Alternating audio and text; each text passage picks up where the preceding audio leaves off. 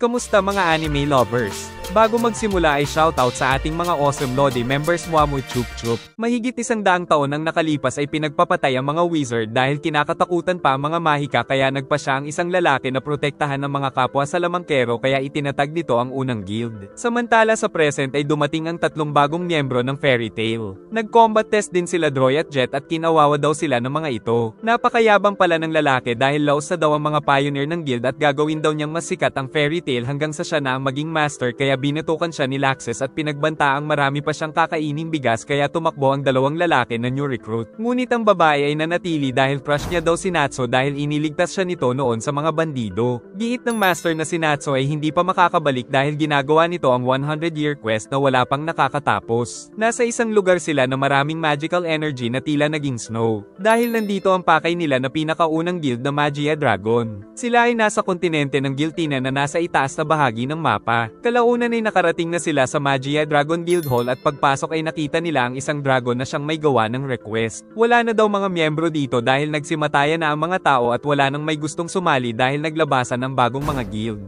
Nalaman ni Natsu na ito ay isang tao kaya nag-transform ito sa kanyang human form na si Eleftheria. Habang nagte-teleport ito ay sinabing naging isa siyang dragon dahil sa labis na paggamit ng dragon slaying magic. Saka nagtungo ito sa siopaw ni Lucy dahil excited daw siyang makakita ng mga dalagang salamangkera. Nalaman nilang si Gildarts lang ang nakabalik mula sa quest na ito. Nais na daw makita ni Toka si Natsu. Giit ni Juvia na napapalibutan ito ng mga magagandang dilag tulad nila Lucy, Lysana at Erza. Kaya giit ni Toka na si Grey din naman ay napapalibutan ng mga babae na sina Ul, Altair, Kana, at Briar kaya nag-away na ang dalawa. Nagtaka sila Gajil kung bakit nabanggit nito si Briar na kasapi ng Avatar. Ibinigay sa grupo ang mga kontrata sa kanilang quest na matapang nilang tinanggap. Kaya sinabi na nitong ang quest nila ay ang matalo ang 5 Dragons of Giltina. Dahil si Natsu ang nakatalo sa Acnologia ay mataas ang kumpiyansa ng grupo na matatapos na ang 100-year quest. Nakita nila ang mga cute na jellyfish na nais pumasok sa kanilang mga katawan mula sa bunganga. Kaya binugahan ni Wendy ng hangin ang mga ito sa ere. Ngunit namanhid na daw ang bunganga ni Lucy at nakain na ni Natsu ang isa. Natuwa din ang bida nang makakita ng kakaibang baboy na pinatalsik siya. Nagpatuloy sila sa paglalakbay para hanapin ang 5 dragon hanggang sa maggabi. Naalala nila ang sinabi ni Eleftheria na kung magtungo sila sa Ermina Port ay baka makahanap sila ng clue dahil sinasamba ng mga ito ang isa sa 5 dragon. Naalala din nila na ang reward para sa quest na ito ay bibigyan sila ng isang kahilingan. Kalaunan ay nakita na nila ang Ermina Port. Samantala nag-disguise sila Gajil at Lily upang mag-imbestiga kay Toka dahil alam nito ang tungkol kay Briar. Pagpasok nila sa bayan ng Ermina ay amoy dagat ang buong lugar. Ngunit mula sa itaas ay pinagmamasdan na sila ng water god at ang alalay nito. Nagtungo sila sa hotel na merong isda sa reception. Nang mag-transform ito dahil ito pala ang receptionist. Ngunit nagmadali na ang lalaki dahil meron pa daw siyang date kaya bahala na daw silang pumili ng nais nilang silid.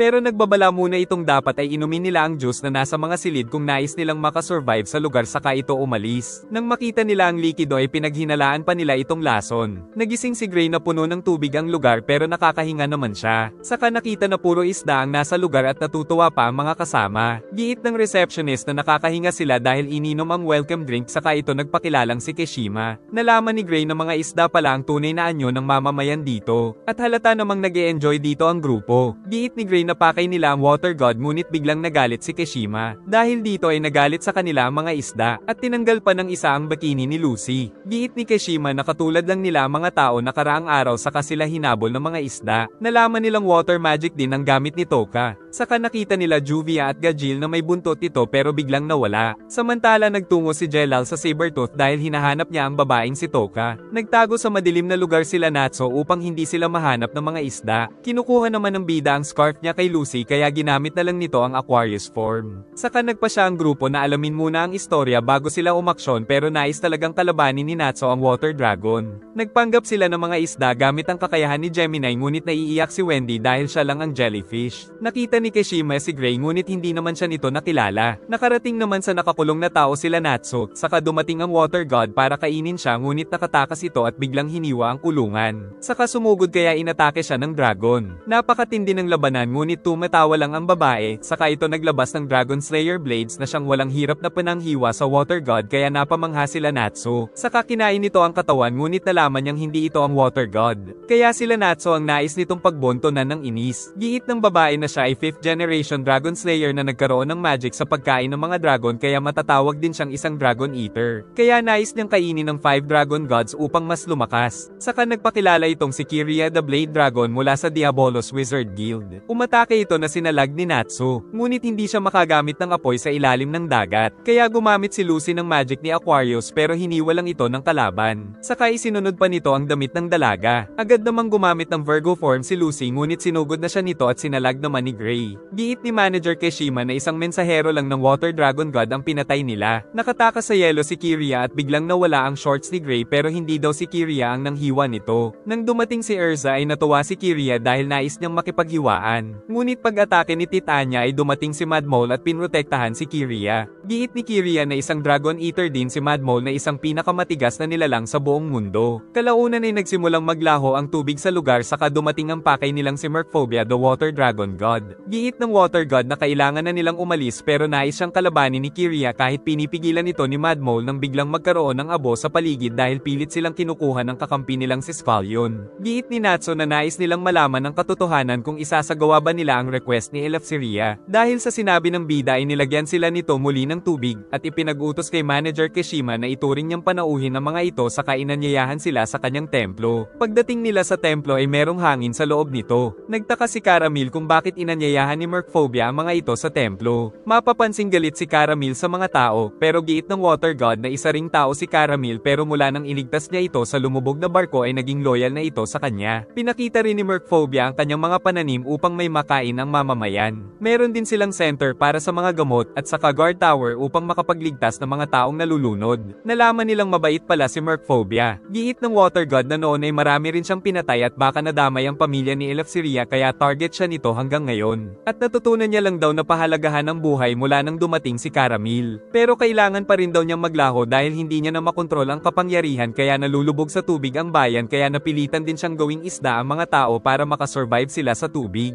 At wala nang ibang paraan para malutas ang problemang ito kundi ang kamatayan niya. Nagagalit si Kiria dahil sa ginawa ni Squallion. Sagot naman itong hindi nila dapat kainin ang fake na katawan ng Water Dragon God. Nagtungo naman si Jelal sa Blue Pegasus para magtanong tungkol kay Toka ngunit walang alam ang mga ito. Samantala binabantayan nila Gajil si Toka kaya nagalit si Levi dahil member na daw nila ito. Dahil dito ay nag-away ang dalawa. Nagtungo si Toka sa bahay nila Natsu at Happy ngunit nais lang pala nitong makita ang bahay ng crush. Sinundan din nila ito na nagtungo sa apartment ni Lucy kaya tinignan nila pero naghubad ito kaya nahulog si Gajil at nakita sila ni Levi na magkapatong. Ngunit umalis lang si Levi na napahawak sa kanyang pinagbubuntis. Giit ni Merkphobia na ninakaw ng White Mage ang kanyang dragon power kaya kailangan niyang mabawi ito upang maibalik sa normal ang syudad bago siya mamatay. Kalaunan ay napuno ng abo ang paligid at dumating ang mga Dragon Eater. Dahil narinig nila ang sinabi ng Water Dragon ay uunahan daw nilang hanapin ang White Mage para makuha ang kapangyarihan ni Merkphobia pero hindi makakapayag sila Natsu. Giit ni Kagura na nakita niya si Toka sa fairy tale na siyang ipinag-alala ni Jelal dahil isang White Mage pala si Toka na nabuhay sa loob ng 100 taon. Umatake si Merkphobia na pinaglaho lang ni Squallion. Dahil wala ng sapat na magic power ang Water God ay nahuli ito ng abo saka sumugod si Natsu para atakihin si Squallion na nakailag sa kanya gagawing abo ang bida na iniligtas naman ni Erza saka gumamit ng yelo si Gray ngunit hindi rin ito tinamaan. Sumugod si Kiria na nasalag naman ni Erza. Saka umatake si Natsu ng napakalakas sa napakatinding depensa ni Mad Mole hanggang sa makarating sa itaas at doon muling sinuntok ng ating bida subalit nasaktan ang kanyang kamay sa tigas nito. Tapos inihagis siya nito patungo sa isang barko. Gumawa din ito ng bato para hindi siya mahulog sa dagat. Saka nagtungo kay Natsu upang patayin siya. Kasalukuyang kinakalaban ni Erza ang Blade Dragon Eater nang makailag siya at tumalon para masipa ito. Saka sumugod at muntik na itong mahiwa. Kaya gumamit ito ng kakaibang spell para magbago ang kanyang ugali kaya naging mahiyain at naging duwag. Kaya kinawawan niya lang ito nang sumugod naman si Wendy para iligtas ang kaibigan. Sumugod din si Carla ngunit nakailag ito saka pinasabog pa siya ni Lucy. Nagalit si Kiria at nagpalabas ng magic blade sa buong paligid kaya niligtas ni Merkphobia si Caramel. Gumawa ng mga ice magic si Gray ngunit walang kwenta kay Squallion. Kaya gumamit siya ng Ice Devil Slayer magic sa buong paligid at tagumpay na tinamaan ang kalaban. Kaso na kontra ng abo ang yelo saka nagpalabas ito ng kakaibang kapangyarihan upang maging abo ang buong syudad kaya pinigilan ito ni Gray ng yelo. Ngunit tinalo na naman ng abo ang ice magic at tuluyang natalo si Gray. Si Natsu ay wala na ring nagawa dahil sa motion sickness. Saka bagsak na rin ang mga kaibigan na naiwan sa templo. Patuloy ang pag-ulan sa Magnolia at hindi pa rin nagkakabati sila Levi at Gajil. Samantala nahanap na rin ni Jelal ang White Mage. Ngunit itinanggi ni Toka ang paratang nito na siya ang White Mage. Kaya nang pilit siyang kinukuha ni Jelal ay pinigilan siya ni Laxes. Giit ni Laxes na wala siyang pake sa paratang ni Jelal dahil kasapi na ngayon si Toka ng fairy tale.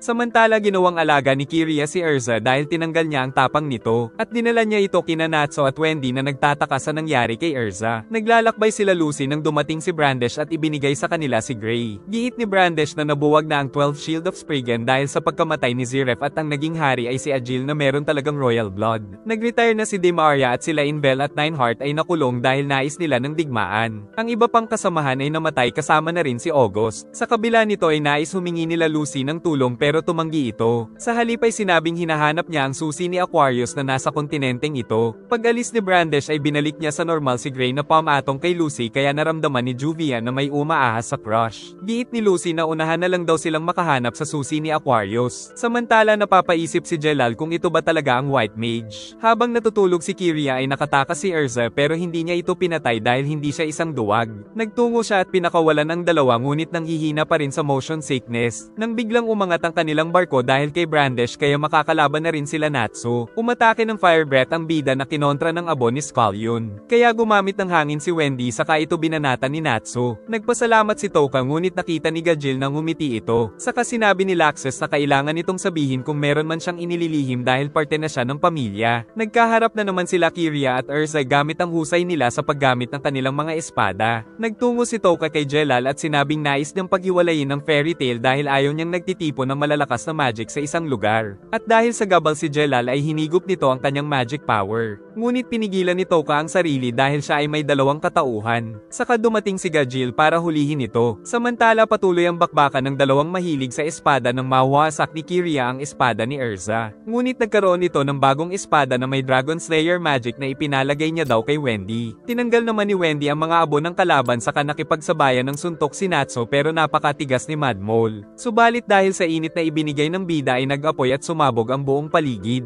Dahilan para masunog si Mad Mole. Dahil sa apoy ay nasunog ang damit ni Wendy kaya nang dumating si Lucy ay ginamit niya si Gemini upang bigyan ito ng bagong damit saka dumating na rin si Gray. Muling bumangon si Mad Mole saka naramdaman nila Kiria ang init ni Natsu ngunit ligtas si Erza dahil sa Fire Empress armor. Sumugod ito ngunit sa isang iglap ay natalo siya ni Erza. Tapos inatake niya ito ng apoy hanggang sa makarating sila sa itaas ngunit naging abo ito dahil niligtas ni Scullion. At nagpa siya ang Dragon Eaters na umalis muna ngunit magbabalik daw sila ng mas marami at mas malakas. At maging ang barko nila ay naglaho. Samantala nagsiksikan sila sa bangka kaya lumipad na lang sila Natsu at Wendy nang makita ng bida ang usok sa Ermina Port. Dahil sa mga tubig ay nawawasak pala ito kaya iniligtas ng bida ang kasintahan ni Kishima. Saka nagpakita ang Water Dragon God na mas malaki pa kay Ignil. Giit ni Caramel na siya ang may kasalanan dahil siya ang nagpakuha ng magic power ni Merkphobia sa White Mage dahil akala niya ay makakatulong ito para makontrol ng Water God ang magic power. Subalit ang kinuha ng White Mage ay ang kapangyarihan nitong makontrol ang sarili kaya lalong nawala sa kontrol ang Water God. Nilagyan nila ng anti-magic stone si Toka para hindi ito makalaban. At ipinagtapat na rin ni Toka na nais niyang makilala si Wendy para tanggalin sa kanyang katawan ang White Mage. Ngunit sinapian na naman ito ng White Mage at nawasak ang anti-magic stone. Dagdag pa nitong kinokontrol niya ang Water God para patayin si Wendy. Nalaman din ito nila Gray mula kay Caramel. Saka nakiusap ang babae na patayin na lang nila si Merkphobia para maibsan ang paghihirap nito. Nagalit si Natsu dahil nagtiwala si Caramel sa White Mage. At ayaw patayin ng bida ang dragon dahil mabait daw ito. Ngunit kahit labag sa kalooban ay kailangan niya talaga itong patayin dahil ito na rin ang kagustuhan ng Water God kaya sumugod sila at binigyan sila ni Wendy ng Dragon Slaying attributes. Sa kaubod ng lakas itong sinuntok ng Salamander at binaril pa ni Gray ng Ice Cannon. Si Erza ay pinaulanan ito ng espada at si Lucy ay inatake ito ng mga palaso. Saka umatake na rin si Wendy at hindi nila ito tinigilan hanggang sa magtago ito sa tubig. Subalit muli itong umakyat at inilagay nito ang tubig sa kalangitan. Samantala ang White Mage ay nagtagumpay sa pagsakop sa fairy tale. Hindi na alam ng grupo kung paano lalabanan ng Water Dragon. At gamit ang pambihirang kakayahan ay pinasabog ang malaking bahagi ng syudad at napatalsik din sila Natsu. Saka nagpatuloy ito sa pagwawala gamit ang mga mapaminsalang tubig mula sa kalangitan kaya malapit ng maguno ang lugar. Sumugod sila Natsu at Happy ngunit direkta silang tinamaan nito pero pinilit ng bida na lumangoy. Saka nagbuga siya ng napakatinding apoy na kinontra nito ng tubig kaya nagawa siya nitong matalo. Umatake muli ang dragon dragon na ginawa namang yelo ni Gray saka gumawa siya ng hagdan para sa mga kasama, ngunit tinanggal ito ng water god kaya nahulog sila at niligtas ni Gray si Lucy. Si Natsu naman ay nakarating sa ulo nito, saka sinuntok niya ng dragon slaying magic ang water god ngunit naglaho ang kanyang apoy saka gumawa ito ng napakalaking whirlpool na hinihigop ang salamander. Sinubukang gumamit ni Gray ng ice magic ngunit naglalaho lang din ito, samantala tuluyan ng hinigop si Natsu. Ngunit iniligtas ang ating bida ng malaking kamay at nang magpakita ay ito ang Fire Dragon God. Inihagis nito si Natsu na iniligtas naman ni Happy. Giit ng Fire God na dapat ay mahiya si Natsu na tawaging anak ni Ignil dahil hindi pa ginagamit ng Water God ang tunay nitong lakas pero natatalo na sila. Kaya bahagya siyang tinulungan nito sa pamamagitan ng paglabas ng napakatinding apoy kaya nag-apoy ang buong paligid. Pinatay ng Water God ang apoy at naisip ng mga tao na sila ang pinrotektahan nito. Pero ang totoo ay pinrotektahan lang nito ang sarili. Giit ng Fire God na kainin ni Natsu ang kanyang apoy upang magkaroon siya ng sapat na lakas dahil nais niyang lumakas ang bida bago niya ito kalabanin. Saka ito nagbalik sa human form at nagpakilalang si Ignia, na biological son ni Ignil. Hindi naniwala si Natsu dahil isang tunay na dragon si Ignil, sagot ni Ignia na madali lang sa kanila ang mag-anyong tao. Noon ay tumakas daw silang 5 dragon sa Aknologia at nanatili sa kontinenteng ito at tinawag silang 5 dragon gods. Ngunit ngayon ay mas malakas na daw siya sa Aknologia kaya nais niya sana itong patayin, pero nabalitaan niyang tinalo na ito nila Natsu kaya nais niya sanang makalaban ng ating bida pero nalaman niyang napakahina pala nito. Ayaw siyang kalabanin ni Natsu kaya sinabi ni Ignia na papatayin nito ang kanyang mga kaibigan. Sa inis ay napasugod ang bida na sinalag lang nito. Saka umalis na ito upang pabayaan siyang talunin ng Water God. Ayaw pa sanang kainin ni Natsu ang apoy ni Ignia, ngunit napilitan siya dahil kailangan at napatunayan niyang totoong anak nga ito ni Ignil dahil sa amoy ng apoy nito. Dahil sa pambihirang apoy ay nagkaroon siya ng pambihirang lakas at mabilis na sumugod at inumbag ng napakatindi ang Water Dragon God na napatras. Nagsimula din siyang atakihin ng buntot nito kaya kumilos siya ng mabilis ngunit tinamaan pa rin kaya gumamit ng apoy at patungo sa itaas at kumapit sa katawan nito, sa kanya binalibag ang napakalaking water dragon na ikinamangha nila Happy. Naghanda ng malakas na roar ang water dragon kaya naghanda din si Natsu ng matindi nitong teknik. Pagbuga nito ng tubig ay umatake na rin ang bida at nagawa nitong tamaan ang mukha ng dragon. Humingi ng tulong si Natsu sa mga kaibigan kaya nilagyan sila ng power-ups ni Wendy at gumamit ng yelo si Gray sa buntot saka pinaghihiwa ito ni Erza. Saka sumugod ang ating bida gamit ang Fire Dragon King Demolishing Strike na tuluyang nagpabagsak sa Water Dragon at napaiyak si Caramel. Subalit napansin nilang tila nababaliw si Natsu kaya nag-apoy pa ito ng matindi ngunit niyakap siya ni Lucy para pigilan ito. Agad na nagsimula ang mga tao sa pagsasaayos ng syudad. Wala daw naaalala si Natsu nung kumain siya ng apoy ni Ignia. Binatukan siya ni Lucy dahil sinunog daw nito ang mga hinaharap niya. Sinilip ito ni Natsu na hindi naman sunog kaya binugbog siya dahil pinagaling na daw ito ni Wendy. Giit ni Happy na si Lucy ang nagpakalma sa kanya kaya humingi ng tawad ang bida. Malungkot pa rin ang mga tao dahil kinailangang patayin ang kanilang pinuno. Nang dumating si Caramel na kasama si Mercphobia dahil nabuhay pa rin pala ito pero isa na lang siyang normal na tao. Samantala napansin ni Eleftheria na nagliwanag ang mga emblem nang makita na naglaho na ang Water Dragon kaya naisip niyang baka matapos talaga nila Natsu ang quest. Samantala sa Diabolos Guild ay pinag-utos ng master nilang si George Risen na huntingin ang Fairy Tail at mga dragon. Bumisita sila Sting ngunit walang katao-tao sa Fairy Tail kaya may naamoy daw na hindi maganda ang magkapatid saka umutot si Frosh. Samantala patungo na ang White Mage para tugisin sila Natsu. Sa palasyo ay sinabi ni Mercphobia na hindi nila matatalo si Ignia pati na ang iba pang mga Dragon Gods dahil nasa ibang level ang lakas ng mga ito. Dagdag pa nitong mahilig sa digmaan si Ignia at winasak na nito ang di mabilang na bansa sa kontinente ng Giltina. Si Aldoran the Wood Dragon ay ang pinakamalaking dragon sa mundo. Si Celine the Moon Dragon ay ginagamit ang kapangyarihan ng mga bituin. At si Virnes the Metal Dragon ang isa na wala siyang masyadong alam na impormasyon. Pagkatapos ay humingi ng tawad si Caramel ngunit masaya daw si Mercphobia sa kinahantungan ng lahat lalo na nang maging tao na siya. Patungo na ang grupo sa sentro ng Giltina Continent ngunit wala daw tren kaya kailangan nilang maglakad. Pero nalaman nilang binura pala ito nila Natsu at Wendy sa mapa dahil ayaw nilang sumakay ng tren kaya hinabol sila ni Erza. Pagsapit ng gabi ay may balak na masama si Natsu sa kababaihan. Kinabukasan ay nakita ang ginawa ni Natsu sa mukha ni Erza na hinabol nito sa inis. Ngunit pati sila Wendy at Lucy ay nilagyan pala ni Natsu ng drawing. Pinagkaguluhan ng mga tao si Erza dahil siya daw si Elkis. Saka dumating si Elkis na kamukha talaga ni Titania at nakita nakita nila ang guild na Fairy Nail. Giit ni Elkis na sila ay isang talent guild. Pagpasok ay nakita nila ang top star na si Nako at ang assistant nitong si Lucia. Nagagalit si Nako dahil ayaw niyang kunin ang mga pangit na role. Si Mr. Gren naman ay isang pole dancer. Si Juvina ay isa daw topless dancer. Si Wendell naman ay isang gifted child actor. Saka ipinakita ang iba pang mga kamukha nila sa kanilang guild.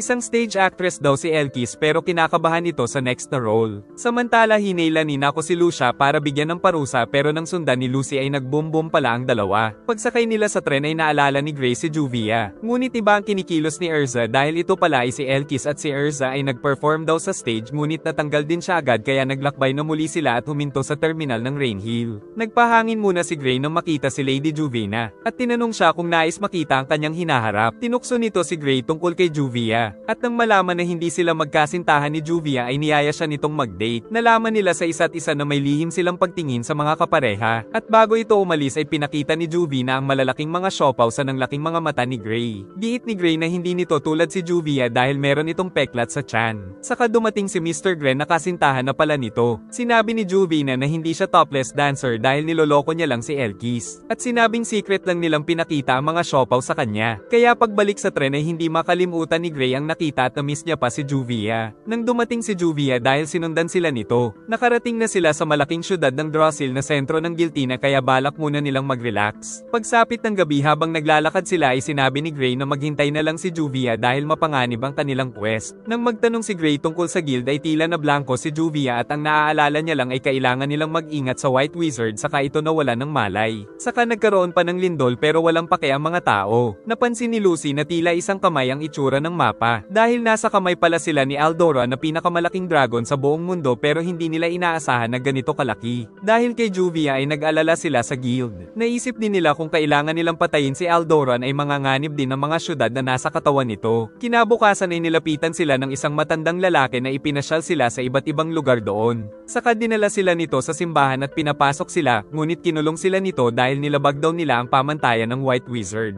Una ay ang pagkakaroon ng malakas na magical energy, at pangalawa ay ang pagtatangka nila sa buhay ni Aldoran. Aatake sana si Erza na pinigilan ni Mira at inatake pa siya nito. Saka ipinagtaka nila kung bakit kasapi ng White Wizard cult ang mga kaibigan. Nag-enjoy ka ba? Mag-like and subscribe at pindutin ang bell para updated ka sa susunod na upload. Sana ay nagustuhan nyo at mag-like and subscribe ka na rin para muha-muha chup chup.